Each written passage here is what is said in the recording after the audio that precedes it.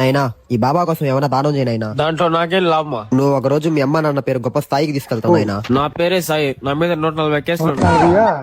ఏం పర్లేదు నాయనా, ఈ వయసులో అన్ని జరుగుతానే ఉంటాయి. నువ్వు బాగా కష్టపడి మీ అమ్మ నాన్న కోసం ఒక రోజు పెద్ద బిల్డింగ్ కడతావు. మాకు బిల్డింగ్ ఉండింది, మేము ఎప్పుడైతే కష్టపడ్డానో బిల్డింగ్ పోగొట్టేశా. ఇప్పుడు అద్దీంట్లో ఉన్నాం. ఏం కష్టం చేసి పోగొట్టావా? జూదం ఆడి పోగొట్టా. మీ అమ్మ నాన్న 100 ఏళ్ళు సంతోషంగా ఉంటారు. ఇప్పుడైనా దానం చేయనైనా. మా అమ్మ నాన్నకి పెళ్లి అయినప్పటి నుంచి గొడవలే. ఆ గొడవల్లో ఒక రోజు మా అమ్మ మా నాన్న తలకాయ పగలగొట్టేసింది. ఇప్పుడు మా నాన్న హాస్పిటల్లో ఉన్నాడు. నీకు చిన్న తమ్ముడుల్లా? ఉన్నాడు. నీకంటే తెలుసా? ఈ బాబాకి అయినా తెలిసిపోతా ఉంటాయి. నీ కోసం నీ తమ్ముడు ఏదో ఒక రోజు పెద్ద పని చేసి పెడతాడు. ఇప్పుడైనా దానం చేయనైనా. ఆల్రెడీ పెద్ద పైన చేసి పెట్టినాడు. ఏం చేశాడా? 2 పిల్లల తల్లిని లేపుకెళ్ళాడు. నీ భార్య అయినా నీకు తోడుగుండి నీ మంచి చెడ్లన్నీ చూసుకుంటా ఉంటది.